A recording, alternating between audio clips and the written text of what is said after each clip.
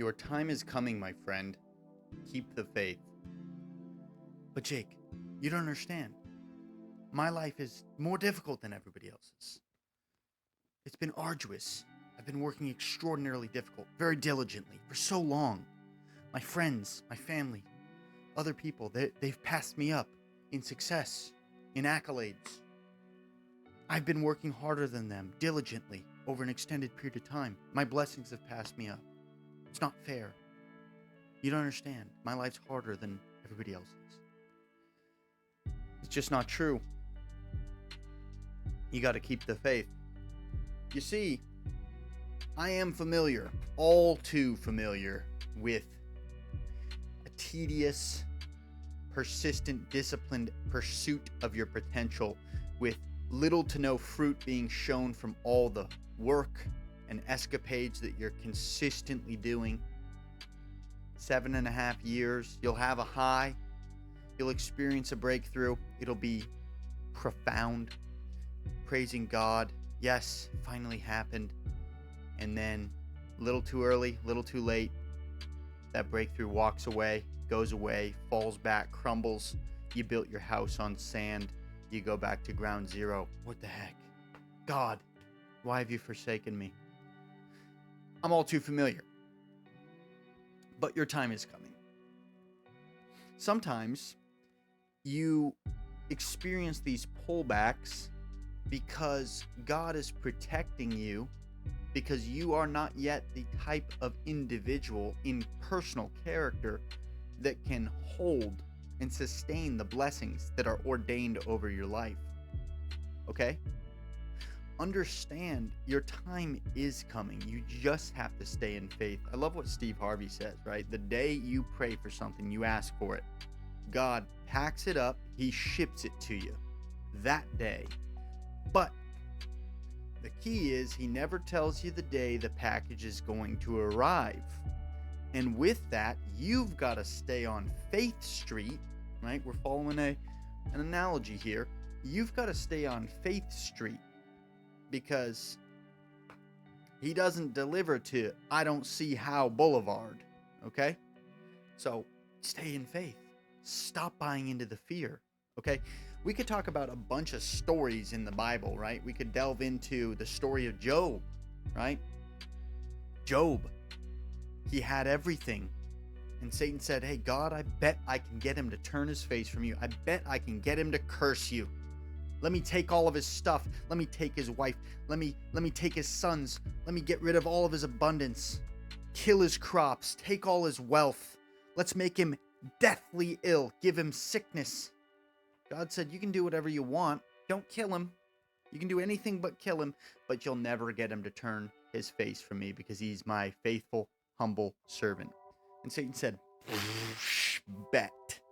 And he did all sorts of things, all sorts of evils onto his life, even so much that Job's constituents, his people in his circle were saying, look, we don't really know what you did to make God so frustrated with you, but clearly you have done something that was bad because God is punishing you. Like, he was getting it from every angle. And even when he started losing the faith, and he was like, I don't understand this, he was still talking to God, albeit angrily.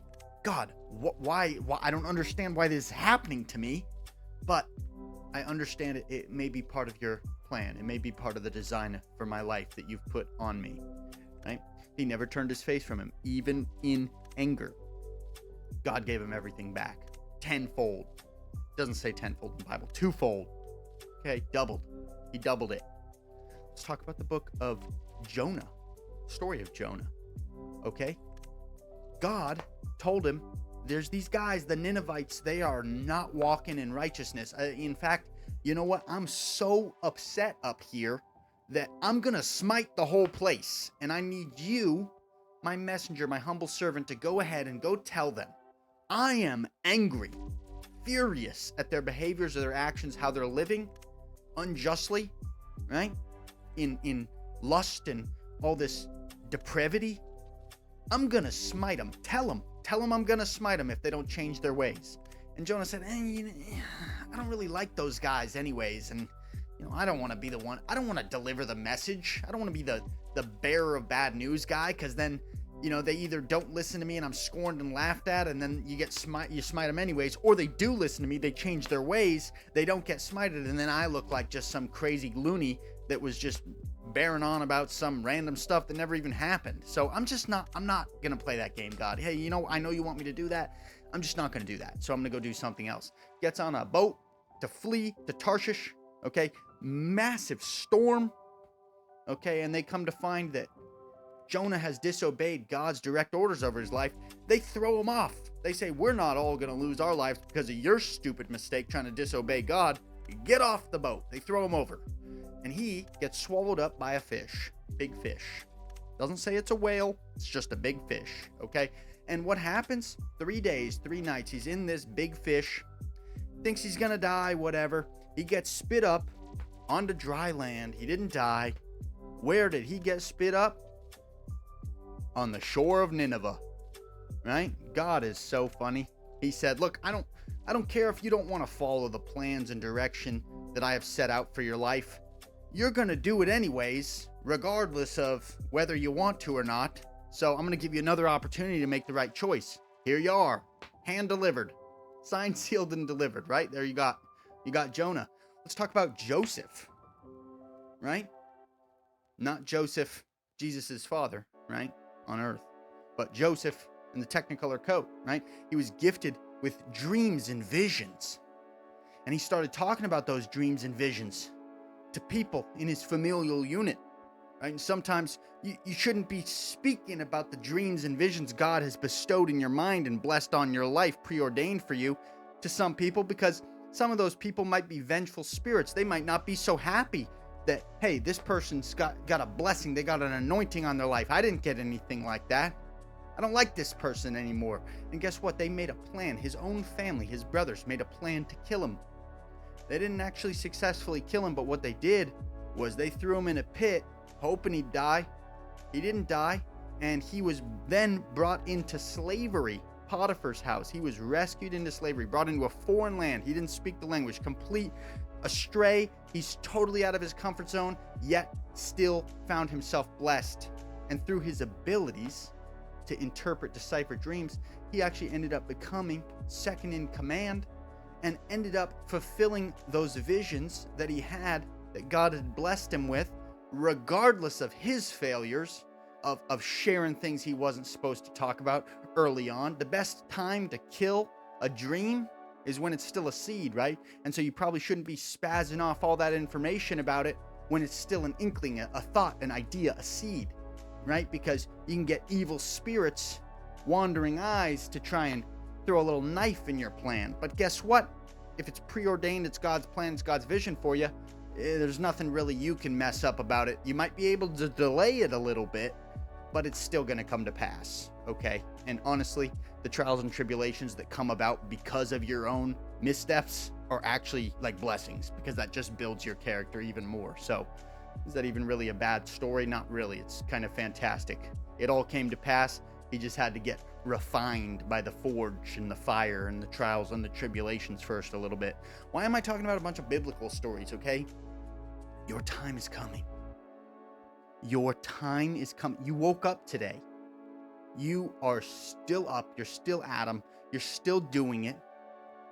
You're still putting in the effort. But Jake, I've been doing this for so long, and I've not been seeing any fruits from my labor. I've not been experiencing any breakthroughs, whether that's physically, spiritually, financially, mentally. I'm going through it. I don't see a breakthrough. I don't see the light at the end of the tunnel. I'm ready to give up. I can't do this anymore.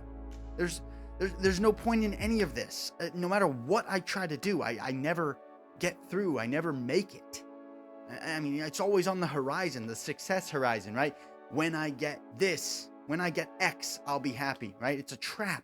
That is a trap, because it's the success horizon. Every step you take, it gets a step further.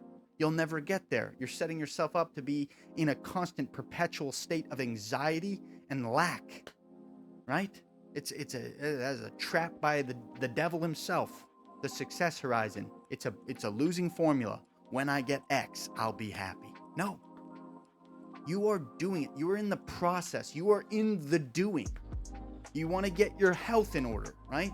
Just as I have. I went from 246 pounds, 34.5% BMI, all the way down to 191 and 18% BMI. I have abs. I'm in peak physical shape. I kind of look like a superhero right now, and I'm still even going further and further and further. You want to get your health in order, okay? Go to the gym. Start changing the things that you're putting in your mouth. What are you feeding yourself, okay? And guess what? You're going to do it. You're going to do it for a week. You're going to do it for a month. You're not going to see any change. You're not going to see any actual tangible result from the efforts you're putting in. No fruits of your labor. What, Jake, why am I going to do this? I really love McDonald's. Like, I'm missing the Canes, the Caniac combo. I need that. What are you willing to sacrifice? Because guess what? You're going to have to do it over a long, prolonged, sustained period of time. You're going to have discipline. Jake, look, I've already sacrificed everything that I can.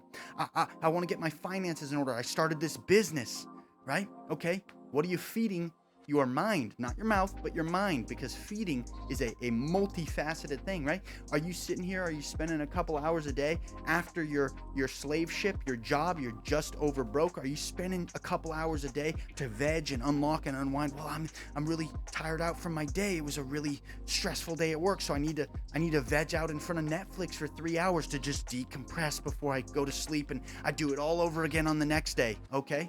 All right? Well, then you're not going to make it. I'm sorry. You got to sacrifice that. No more Netflix. No more fun. Escapism. Fun is just escapism, dude. I don't have fun. I don't want to have fun. I want to build my dreams, my vision, my empire. The vision that God has blessed me with, that I believe is preordained over my life for its achievement, for what it will make of me to achieve it. I want to do that. I find fulfillment in that. Most days, I don't find it fun at all. Jake, I got to do all this monotonous activity. It's the rigmarole of my daily activity. Like 90% of the time I'm doing stuff I really just don't want to even do. Like I'm doing all this clerical work. I'm trying to build my personal brand. I'm posting all this content. Yes, I'm posting the content around stuff that I love, but I'm not like a huge fan of editing. Like penciling in a couple hours a day to film and get my scheduling in order and book consultations. Like, none of that's really lighting my fire. Now, I do love doing the coaching. I love being in the active doing of being on a call with someone and helping advise them to better their life, I'm in the personal development coaching space. I really love that. And that gives me fire. It gives me a joy. It makes me so happy and fulfilled when someone says, hey, you had this positive impact in my life by this thing you shared. Okay. So you're getting a little sprinkle of success and happiness and fulfillment in there in the day. In the daily rigmarole, you find a needle in the haystack of fulfillment and happiness. That's a win. That's a win. You're in the doing. Relax. But Jake, look, I'm having all this interpersonal turmoil with my closest friends, my family, my relationships. They're all suffering because I'm building this dream and vision. I'm making all these sacrifices, and a lot of times I'm sacrificing, dinner with my family or hanging out with my friends. My friends want me to hang out with them, and I always have to keep telling them no because I'm building my dreams. Okay? Yes. Build your dreams. Did you know that that's the most selfless thing you can do? The most selfless thing you can do is be selfish for a couple of years. Hey, look, I love you. I love you a lot, but I've got this dream and vision that I need to come to pass. I see myself as being this type of individual, this particular individual in the future, and right now I'm not that person, right?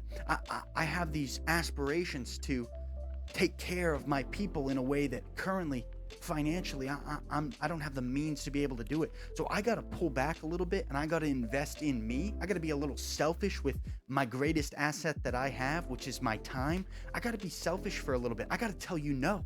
Hey, I'm not going to come out and have beers with you. Hey, I'm not going to go to that rave with you. I'm going to build my dreams and visions. But you know what? In a couple of years, it's all going to come to pass. I'm going to be doing huge things on a global scale. And I'm going to come back, and I'm going to reach down the ladder, and I'm going to pull you up. I'm going to help you build your dreams and visions. I'm going to help you develop clarity on what you want to do, help you scale that up so that you can escape your 9-to-5, your slave ship, your job. Okay? But for right now, you know what? I love you, and I'm sorry if this hurts your feelings, but I got to be selfish. I got to tell you no. Back to back to back. No, I'm not going to go have that beer with you. No, I'm not going to go to that party with you. No, I'm not going to be at that birthday celebration where everybody's getting faded and staying out till 1, 2 in the morning. Okay, I'm getting up at 3 in the morning the next day. I've got a schedule that I got to stay locked into. And you know what? Is that a little bit selfish? Yes, it is. But I'm being selfish right now so that I can be unfathomably selfless later. You seeing what I'm saying? What are you willing to sacrifice? Because your time is coming. But all of this is to say, God, the divine creator, God is not rowing your boat at all.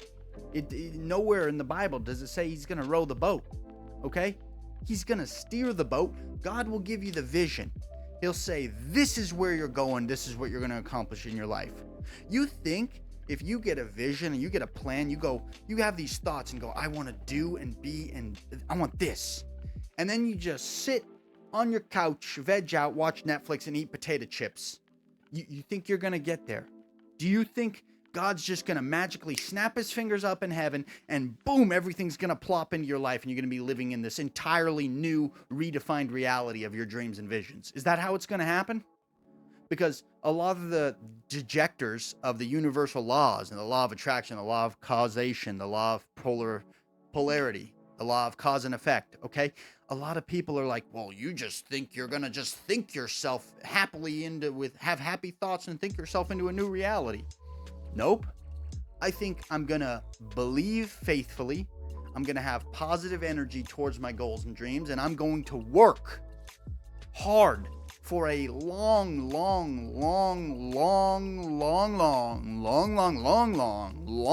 period of time.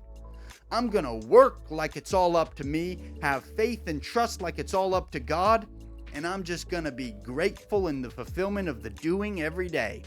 Input driven, not output focused. Okay? I'm going to focus and control what I can control, ignore the rest, and I'm going to keep doing it. I'm going to pray, and I'm going to be faithful, and I'm going to be positive and optimistic, and I'm going to have a delusional sense of achievement, a delusional optimism where it is already done. It's already, you can look at the circumstances of my life, however unfortuitous they may look. You might make fun of me. You might laugh. You might say all these things you're talking about. That hasn't come to pass. That's not your reality. I don't care what you think based on my current circumstances, because the reality I'm living in vibrationally, the inner game, it's already done. I'm already living it now. You're just not seeing it because you're thinking and viewing. You're walking by sight. I'm walking by faith. I'm playing the internal game. My vibrational frequency's so up, I go touch grass, I meditate, I close my eyes, I visualize my future that I desire, and I feel it right now. And I start violently crying, uncontrollable tears, full body quivers and shakes. I'm getting full body angel bumps, or goosebumps you might call them, because I feel inside of myself like it's already done. I'm already living it. I just don't have the fruits in my tangible 3D reality right now. But that's because I'm bridging the gap between where I am and where I'm going. And I am working absolutely diligently every single day of my life to close that gap. Like it's all up to me. But I know it's all up to God. Are you seeing what I'm saying? It's coming. It's coming. But Jake, some days I wake up and my head's all just full of all sorts of negative thoughts. The devil's winning. The foothold in my mind, he gets in there and he starts telling me all sorts of bad stuff about how I'm never going to make it. And because this thing happened to me, I'm not going to, I'll never be good enough. And this person didn't believe in me. And don't buy into any of that, dude. Like, some days are going to be less fortuitous than others. Some days are going to be more mentally tasking. Some days are going to be more physically tasking. Some days are going to be more spiritually taxing. Oof. But guess what? It's going to come to pass. You didn't have those dreams and visions for no reason. I assure you, I promise you. Look, I'm not omnipotent. I'm not God, but I know beyond a shadow of a doubt, because of the last 7.5 years I've gone through in my life, the ups and downs, the trials and the tribulations, the breakthroughs that I've had, and then the massive pullbacks, and then the back to ground zero. Okay, I know. I'm not omniscient, and I'm not claiming to be God, but I know that if you have a dream and vision, that you feel it, you close your eyes, you meditate, you feel it so hard that you start bawling your eyes from sheer gratitude, I know that was given to you by God for its achievement, for what it will make of you to become it. I know it. And you wouldn't have those dreams and visions if they were not already part of your future. You are seeing the future. You are highly empathic. Okay, you're a spiritual being having a human experience. Time is not real. We experience it in a linear fashion, but it is not real. You are seeing those dreams and visions, and you are feeling the vibrational signature that they carry, because that is your future self, your higher self, God. Whatever you want to refer to it as, okay? That is the third of the Trinity, the Holy Spirit, tapping on your cerebellum saying, hey, pay attention. This is where I'm taking you. You just got to get locked in. Be disciplined. Start rowing the boat. God's going to steer the boat. You're going to row the boat. Row, row, row. I want to build a multiple 8-figure business. I want to be a serial entrepreneur. I want to be a globally recognized public figure. I want to buy totaled cars and rebuild them and drive really, really nice exotic cars that I've had an affinity for since I was 6 years old. I want to do all those things. Is me sitting watching Netflix eating potato chips gonna move me in that direction? No, it's probably not. What about buying a totaled ND Miata and rebuilding that and fixing it up? Is that gonna move me in the direction of any of those goals? Yes, it will. All right, I also want to be a fitness influencer and build my temple, because you're supposed to take care of your temple. You only get one body. It's rented, not owned. It's God's creation. You are property of God. You need to show God the beauty of his creation through your fruits of labor, okay? You owe it to yourself and God and everybody around you to show them what it means to be exemplary. So you should work hard every day. I want to build my temple. I want to teach others how to do the same. I want to inspire others to get in the peak physical shape of their life by me being the example. Okay, so is going to Cane's and getting the Caniac combo, no slaw, extra toast, butter on both sides with an extra cane sauce gonna do that for me? Why did I just spaz that whole thing off? Because I'll be honest, I'm missing it. I can see it. I can see it right now. But no, I'm not gonna do it. I don't need it. It's not real. Carcinogens, GMOs, a bunch of garbage disguised as food to try and make us fat, dumb, lazy, stupid, and ignorant. No, I'm good. I don't need it. Okay? I'm going to eat real food. I'm going to move forward towards that dreams and visions. Is actually eating that Cane's going to move me forward towards any of those goals? No. Is getting up at 3 a.m. 7 days a week, going to the gym for 2.5 hours, going to do it? Probably.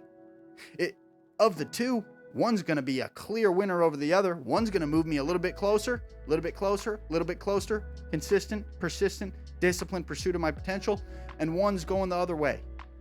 The road to heaven feels like hell. The road to hell feels like heaven. The road to heaven feels like hell. The road to hell feels like heaven. Really dissect that one. Think about it for a second.